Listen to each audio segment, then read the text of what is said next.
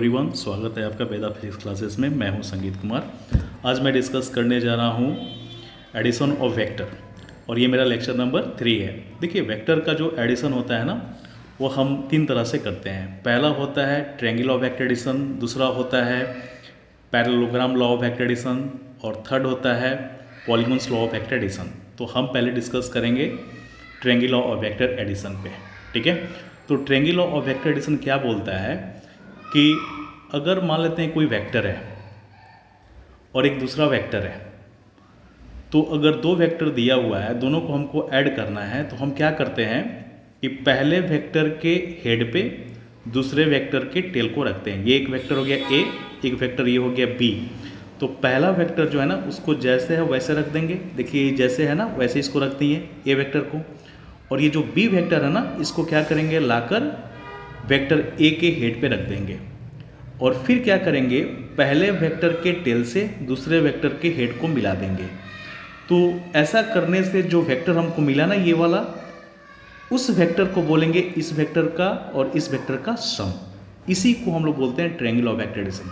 देखिए, triangle of vector addition में क्या करते हैं हम, सबसे पहले वेक्टर के हेड पे दूसरे वेक्टर के टेल को रखते हैं, फिर पहले वेक्टर के टेल से दूसरे वेक्टर के हेड को मिलाते हैं। किसके द्वारा, तो एक डायरेक्टेड लाइन सेगमेंट के द्वारा।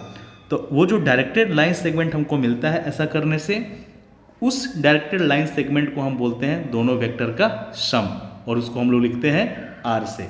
और आर इक्वल टू क्या होगा, वेक्टर ए प्लस बी।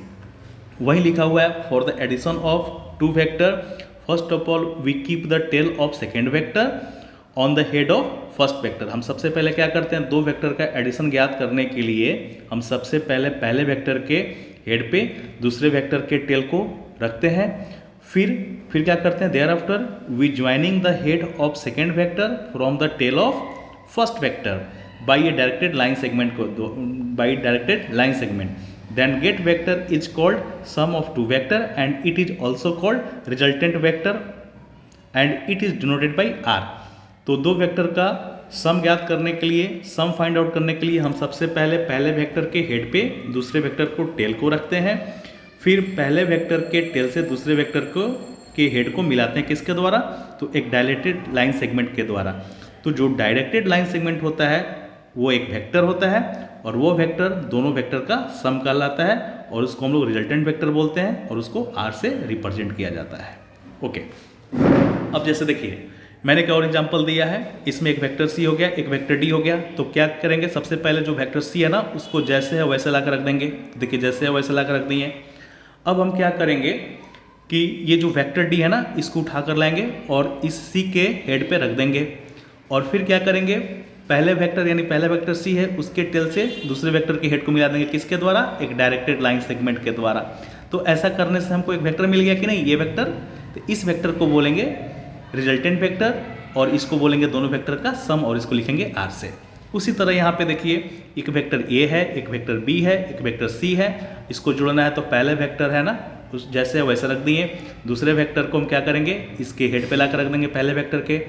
फिर अब जो दूसरा वेक्टर है उसके हेड पे लाकर रखेंगे तीसरे वेक्टर को, और फिर क्या करेंगे, पहले वेक्टर के टेल से लास्ट वाले वेक्टर के हेड को मिला देंगे डायरेक्टेड लाइन सेगमेंट के द्वारा। देखिए, तो ये जो वेक्टर है ना, इस वेक्टर को हम लोग बोलेंगे, इस वेक्टर को बोलेंगे हम लोग रिजल्टेंट वेक्टर या सम ऑफ 3 वेक्टर्स, है ना। इसी को हम लोग बोलते हैं रिजल्टेंट वेक्टर या सम ऑफ वेक्टर्स। ओके, सेम उसी तरह के एग्जांपल यहाँ पे भी है। ये वेक्टर पी हो गया, ये वेक्टर क्यू हो गया, ये एस हो गया। तो पहला वेक्टर जैसे वैसे लिखती है, दूसरा वेक्टर क्यू है उसके हेड पर रखती है, तीसरा वेक्टर जो है ना वो क्यू के हेड पर रख दिए, दूसरे वेक्टर के हेड पर रख दिए। और फिर क्या कि पहले वेक्टर के टेल से दूसरे वेक्टर लास्ट वाले वेक्टर के हेड को मिला दिया डायरेक्टेड लाइन सेगमेंट के द्वारा। तो इससे जो वेक्टर हमको मिला, ये जो वेक्टर मिल रहा है ना, इस वेक्टर को बोलेंगे तीनों वेक्टर का सम। देखिए, आर बराबर P plus vector Q plus R, है ना। इसको रिजल्टेंट वेक्टर बोलेंगे, ठीक है। उसके बाद देखिए, magnitude of resultant vector. Resultant vector का मैग्नीट्यूड कैसे निकालेंगे, जैसे ये वेक्टर हो गया रिजल्टेंट, इसका मैग्नीट्यूड कैसे निकालेंगे, है ना। जैसे मान लेते हैं यहाँ पे ये रिजल्टेंट वेक्टर है, इसका मैग्नीट्यूड कैसे निकालेंगे, यहाँ पे ये रिजल्टेंट वेक्टर है, इसका मैग्नीट्यूड कैसे निकालेंगे, है ना। तो इसके लिए फार्मूला हम लोग एक जनरल फार्मूला डेवलप करेंगे। तो वही हेडिंग दिए हैं, मैग्नीट्यूड ऑफ रिजल्टेंट वेक्टर। तो यहाँ पे लिखे let A and B are 2 vector which magnitude A, B are respectively and theta be the angle between them. मान लिए कि ए और बी दो वेक्टर है, मान लिए कि ए और बी दो वेक्टर है जिसका मैग्नीट्यूड ए बी है और थीटा उनके बीच का एंगल है। थीटा किसके बीच का एंगल है? तो वेक्टर ए और वेक्टर ए और वेक्टर बी के बीच का एंगल है। और आर क्या है? आर है रिजल्टेंट वेक्टर। किनका? वेक्टर ए और वेक्टर बी का रिजल्टेंट वेक्टर आर है। अब देखिए इसी चीज़ को हम क्या किए, एक फिगर बना दिए। तो ये वेक्टर ए हो गया, जैसे वैसे लिख दिए। अब वेक्टर बी को क्या किए, इसके हेड पे रख दिए। देखिए इसके हेड पे रख दिए और ये जो कहलाएगा, अब इसके टेल से इसके हेड को मिला दिए। तो ये जो वेक्टर मिला हमको, इस वेक्टर को क्या बोलेंगे?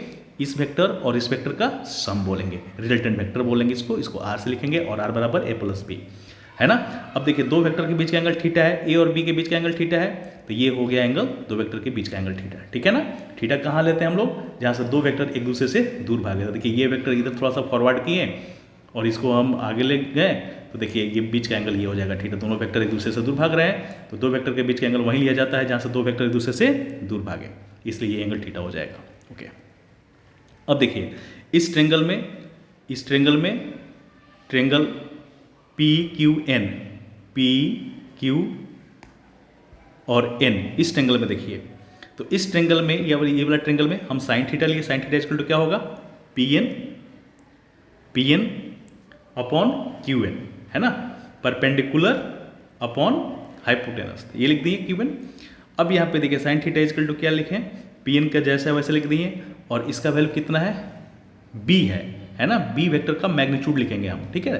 तो यहाँ पे बी वेक्टर का मैग्नीट्यूड लिख दिए, है ना, क्योंकि ये देखो ये जो है ना, ये साइन थीटा ये न्यूमेरिकल वैल्यू है, ये स्केलर है, इसलिए इधर भी हमको स्केलर रखना पड़ेगा, इसलिए यहाँ पे बी रख दिए, बी वेक्टर का मैग्नीट्यूड रखे यहाँ पे। क्रॉस मल्टीप्लाई किए तो पी एन बराबर कितना आ गया? बी साइन थीटा आ गया, है ना। अब यहाँ से क्या किए कि फिर अब क्या किए, इसी ट्रेंगल में अब हम कॉस थीटा की वैल्यू लिख रहे हैं। तो कॉस थीटा कितना लिखेंगे? Q P upon B cos theta. देखिए क्यू पी अपॉन ये, है ना, क्या होता है? बेस अपॉन हाइपोटेनस, तो ये लिख दिए हम यहाँ पे। तो यहाँ पे ओ क्यू का वैल्यू निकालिए, बी कॉस थीटा आ गया। अब यहाँ पे देखिए ओ पी इजकल टू क्या लिख सकते हैं हम? तो O P is equal to हम लोग लिख सकते हैं, ओ पी इजकल टू यानी पूरा ये ओ पी, इसे इतना बराबर लिख सकते हैं O Q plus Q P. तो यही चीज़ को क्या किए, यहाँ पे लिख दिए ओ पी बराबर O Q plus O P equal to O Q plus Q P लिख दिए।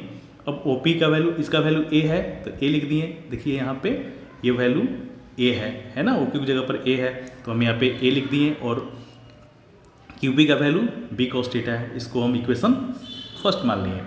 अब इस देखिए इसी ट्रेंगल में हम क्या किए, ये जो बड़ा वाला ट्रेंगल है, इस ट्रेंगल में ओ ये वाला में पी ओ एन में, इस बड़ा वाला से ट्रेंगल में, ये देखिए इस ट्रेंगल में, तो इस ट्रेंगल में ये जो होगा ये क्या होगा? हाइपोटेनस। तो हाइपोटेनस का स्क्वायर हो जाएगा बेस का स्क्वायर प्लस परपेंडिकुलर का स्क्वायर, तो वही यहाँ पे हम लिखे हैं, ठीक है। तो ओ एन का square is equal to O P का स्क्वायर प्लस पी एन का स्क्वायर कर दिए, और ओ एन का वैल्यू है आर, तो आर का स्क्वायर हो गया। ओ पी का वैल्यू है A plus B cos theta रख दिए, और पी एन का वैल्यू है बी साइन थीटा रख दिए। अब यहाँ पे क्या किए, इसको ए प्लस बी को होल स्क्वायर पर ब्रेक करेंगे, तो ये हो जाएगा A square plus B square cos square theta plus 2ab cos theta, A plus B को होल स्क्वायर ब्रेक किए, और ये हो जाएगा B square sine square theta. इसको तोड़ दिए ए प्लस बी को होल स्क्वायर पर, A square plus B square plus 2ab cos theta, और ये हो गया B square sine square theta, ठीक है। अब इसको थोड़ा सा और देखिए, अब यहाँ से ए स्क्वायर जैसे वैसे लिख दिए, यहाँ देखिए यहाँ पे और यहाँ पे देखिए बी स्क्वायर कॉमन है, तो बी स्क्वायर कॉमन निकाल देते हैं। यहाँ पे क्या बचा? कॉस स्क्वायर, तो कॉस स्क्वायर लिख दिए। यहाँ पे साइन स्क्वायर बचा तो साइन स्क्वायर लिख दिए। अब प्लस 2ab कॉस थीटा जैसे वैसे लिख दिए। तो अब ये ए स्क्वायर जैसे है वैसे लिख दिए, बी स्क्वायर जैसे वैसे लिख दिए। इसका वैल्यू कितना होता है? 1 होता है, इसका वैल्यू 1 होता है, तो 1 लिख दिए। 2ab कॉस थीटा, यहाँ पे 2ab कॉस थीटा। अब यहाँ पे रूट चढ़ा दिए, स्क्वायर गया रूट बराबर के बाहर, रूट चढ़ गया, तो A square plus B square plus 2b cos theta. यही इसी को हम लोग बोलते हैं रिजल्टेंट वेक्टर का magnitude. This is the magnitude of resultant vector, है ना। This is the magnitude of resultant vector.